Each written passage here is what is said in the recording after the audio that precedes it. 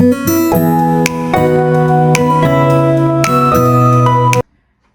I'm back with another video and I'm doing freeze-dried February, and this is actually brought to you by Angela at the Inquisitive Farm Wife. She did a collaboration with a lot of us YouTubers for the month of February to show what we do with our freeze dryers, how we process our foods, what we make.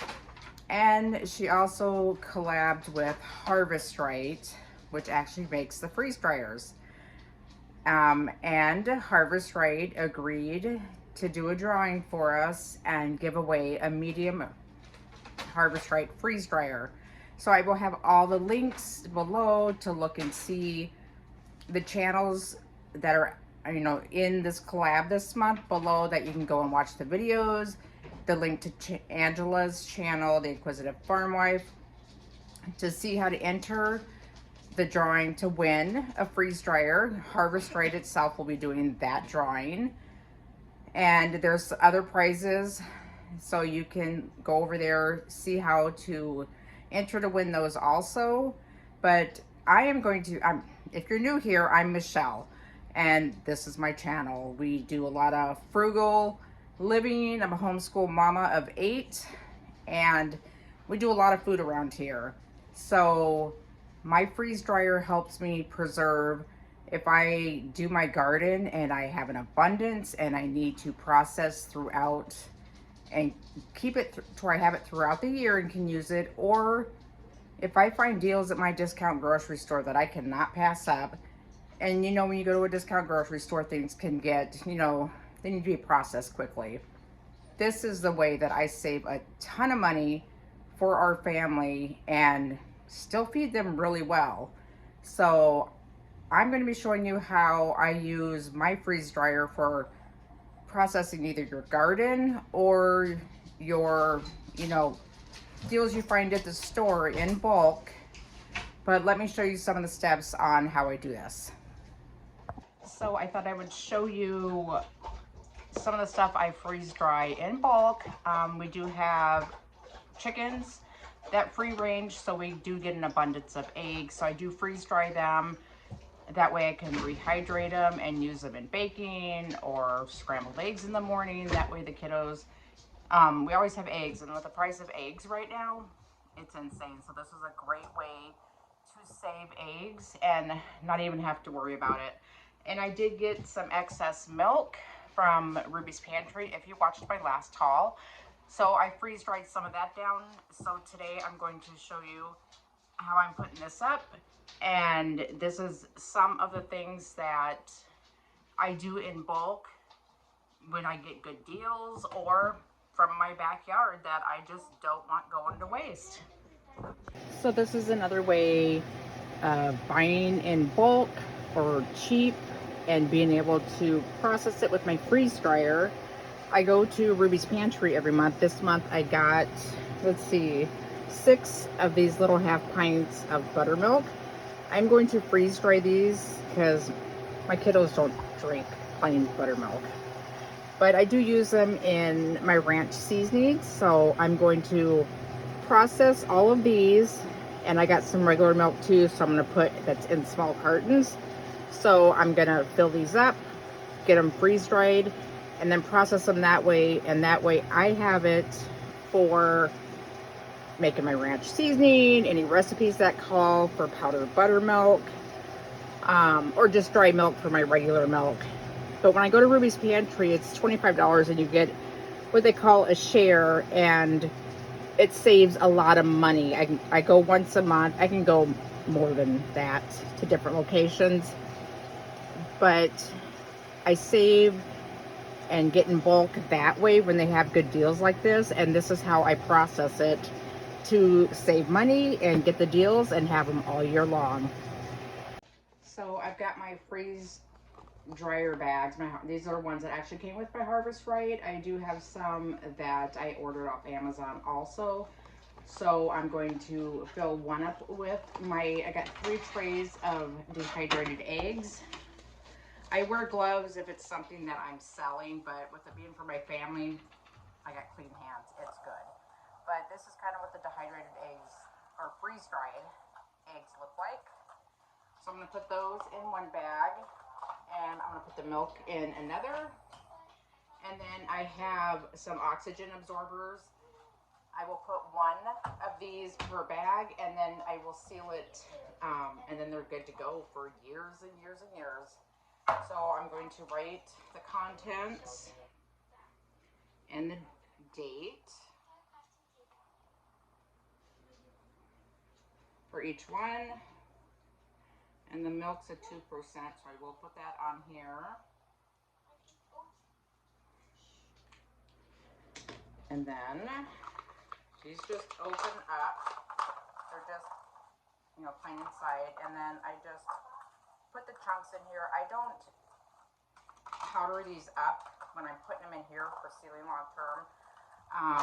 I will do that if I'm putting them in mason jars for quick usage, or right before I get ready to use them. Otherwise, I don't worry about it unless I'm trying to make room, then, you know, I'll squish them down some.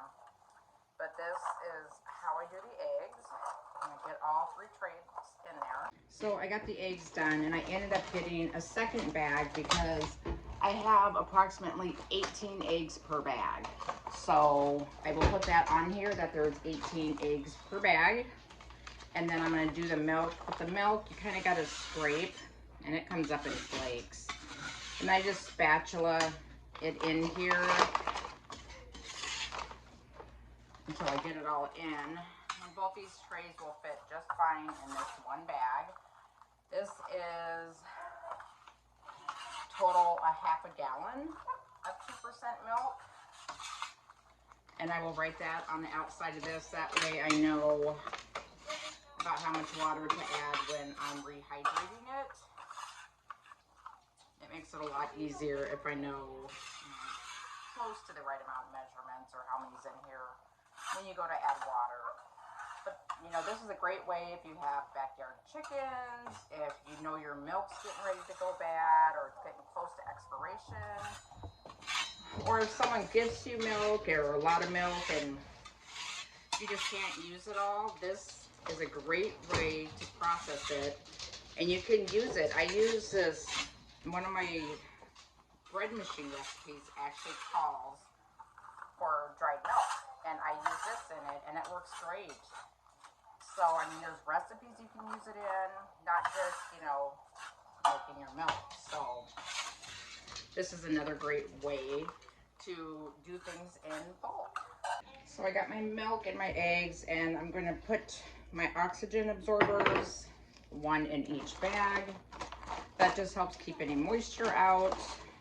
I've never had an issue with it. Everything has came out and rehydrated and works great. And I do keep my extra oxygen absorbers in there goes that, a mason jar after I open them. That way it helps keep them intact until you're ready to use them. And then I have this sealer that comes with the Harvest Right freeze dryer, and it's got a knob to dial. I always just keep it up on the hottest. And this will seal your bag. Just shake it down, and then you clamp it, and the light will turn red. And then it goes off when it's done. And then we have, you can see here, the bag is sealed. And the back side is a little easier to see. That is sealed. So that is ready to just be stored. And I will do that with all of them. I don't know if you can see the light goes on, then it goes off. And then that one's done. And then I will do the milk. Red light's on, and to go off when it's done and sealed. And I just let it cool for a second. And then you're all sealed and ready to go. And then you don't have to worry. I mean, 25 years I could open this and rehydrate it, and we're good to go. I got my oxygen absorber, and it's sealed, and no issues. But yeah, so this is how I do milk and eggs when I have an abundance, because I do have backyard chickens, and occasionally I do get an excess of milk, and I do not like to waste anything. So this is how we do. So I'm gonna be freeze drying this next. This is actually all from my garden last year. I probably got it all September 2024.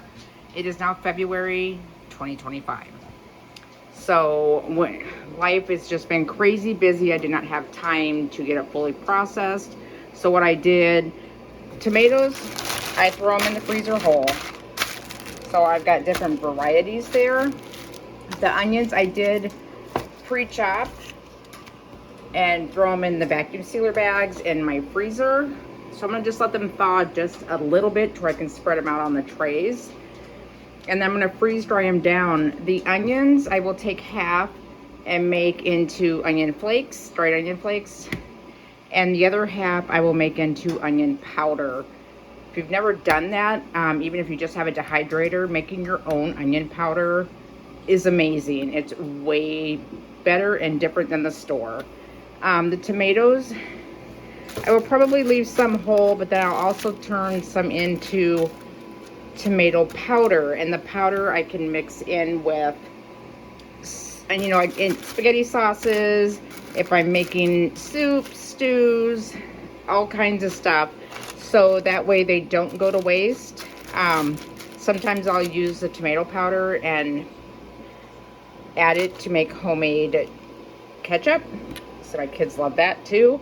But I will get these going in the freeze dryer and show you how that turns out. But that's how I process a lot of my garden when I get it in bulk and I just can't use it or have room to store it or want to use it for another purpose for later on. I use the freeze dryer and it works great for doing bulk items. So I got my onions and tomatoes in here. I've got 4 trays of onions. They got down enough to where I could, they're still frozen, but I could get them down to where they weren't clumped up. And then the tomatoes, the big ones I just kind of halved, the other ones I leave whole. So I will get these freeze dried and show you how I process them. So here are some of the things that I do to preserve my food. As you've seen in the videos I just showed, I did onions and eggs and tomatoes and some dried milk. In here I have the onions I did. And let me show you how fine you can get your onion powder. And this is straight, it's just onions. So that's what my onion powder looks like when I freeze dry it. The only ingredient is onions, which I love because then I can preserve my food. I put an oxygen absorber in here after I freeze dried it, and then I just put it through my food processor and made it into powder. Can't get any healthier than one ingredient. So I like doing this because it really helps my family. We save money, it's healthier, so there's that. Same thing with the tomatoes. This is one of the jars I put a bunch of this in one of these packets, but this I will have in my cupboard. I have an oxygen absorber. The ones I have in the canning jars are ones I will use right now that I'm constantly using within my meals. So I just took the whole tomatoes, freeze dried them, skin and all, put them in the food processor and made it into powder, and I will add it to all kinds of things for recipes, and the only thing in here is tomatoes. And then my eggs. These are from my backyard chickens. Sometimes of the year they don't lay at all.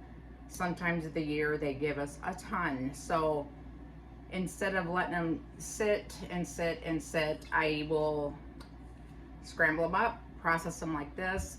I use them in baking, scrambled eggs.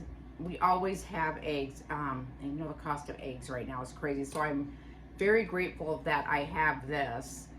You just add water to it and it reconstitutes back to your eggs. So that's what we do with those. And then these are freeze-dried bananas. Yeah, they're just in a Ziploc bag. And that is because my kiddos and my grandkids eat them so fast that I don't have to worry about them going bad. I can never get these in one of these bags because they're gone. But I don't know if you can see, but that's what a freeze-dried banana looks like, and they kind of just pop.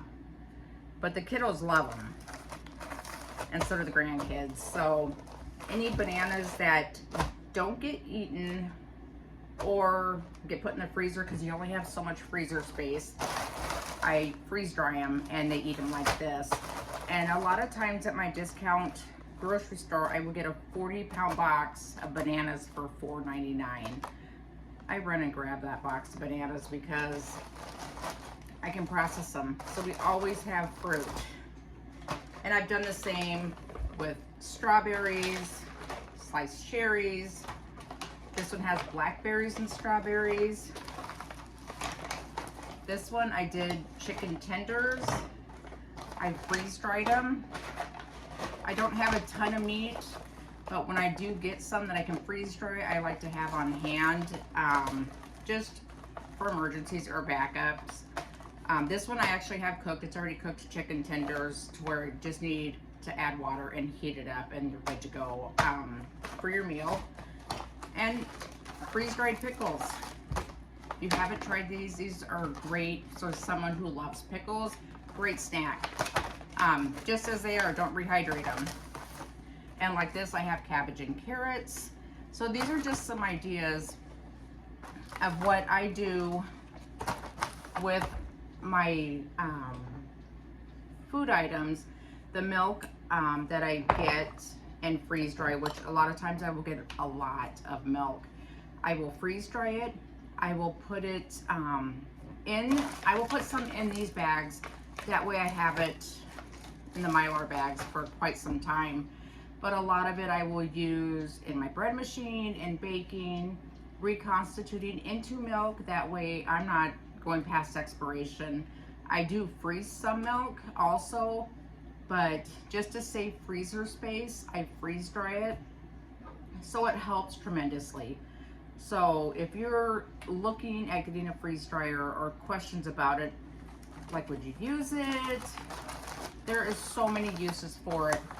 My kids love it when we get candy, do Skittles, the little gummies, fun treats for them. So, I mean, there's all kinds of stuff, but my harvest in my garden never goes to waste. There's always something I can do with it.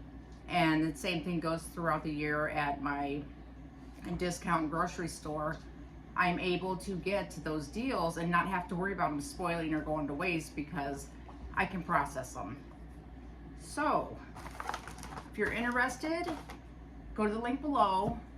Go to Angela at the Inquisitive Farm Wife. She will show you and tell you how to enter into the drawing. The drawing is March 1st. Today's the 27th. So you need to head over there real quick to where you can get entered and not miss it. So, and all the other channels for Freeze Dried February are linked below. So I'm glad you stopped by. I'm Michelle at Michelle's Large Family Living, and thanks for stopping by.